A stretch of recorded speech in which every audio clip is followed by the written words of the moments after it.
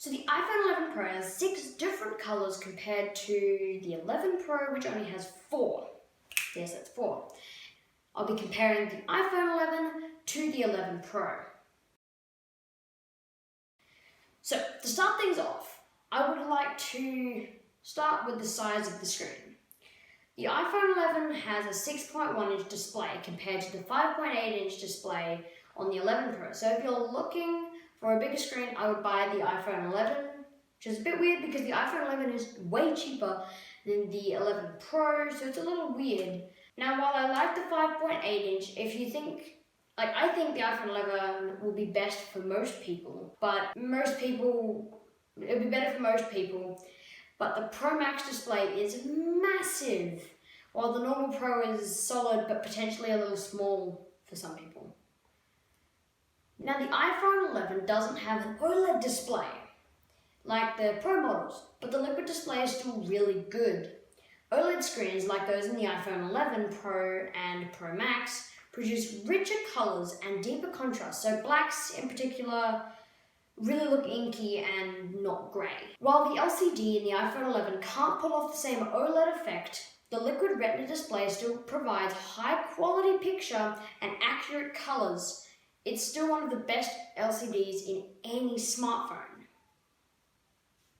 The iPhone 11 and Pro models have identical rear camera systems, with one exception. The one difference isn't a deal breaker. The iPhone 11 and 11 Pro models have a 12 megapixel wide angle lens and a 12 megapixel ultra wide lens. Yeah. The Pro models also have a 12 megapixel telephoto lens for zooming. A telephoto lens is good for optical zooming, which doesn't lose any details compared to digital zooming, but it's not a must-have feature. In fact, if you really care about smartphone photography, you shouldn't be using the zoom feature much to begin with. All 3 new iPhones have the same brains, introducing Apple's A13 Bionic chip. This is a big deal. Apple's chipset, which contains the CPU, GPU, and neural engine to make your smartphone nimble and power efficient. It's the same across three iPhones, so you shouldn't see any dip in performance by opting for the cheaper phone. Also, the A13 Bionic is a monster. Apple's A11 Bionic that powered the iPhone X was capable of 6 billion operations per second. The A12 Bionic inside the iPhone XS and XR could power 5 trillion operations per second. Get more. But the new A13 Bionic, though, is capable of up to 8.5 trillion operations per second. What?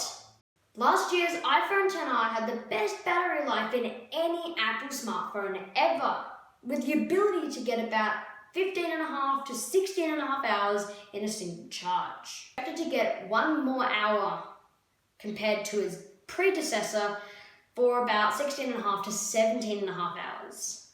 Whoa, still not the best one ever. I know other phones that are better than that, not iPhones to be specific. The iPhone 11 and 11 Pro also have big batteries. The standard 11 Pro should have about the same 16.5 to 17.5 hours of life, but the 11 Pro Max should get a whopping 8.5 to 19.5 hours of life, according to Apple. Thanks, Apple.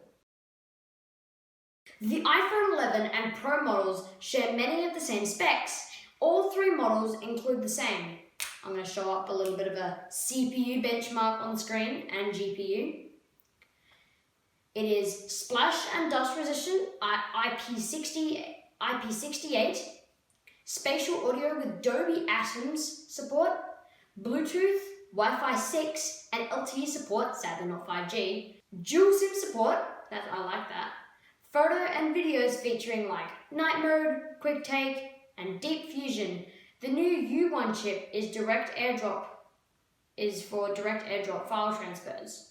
Do you plan on buying one of those, or which one do you want? Tell me in the comments which one you want or which one you will get. Thank you very much for watching, and I will catch you in the next one.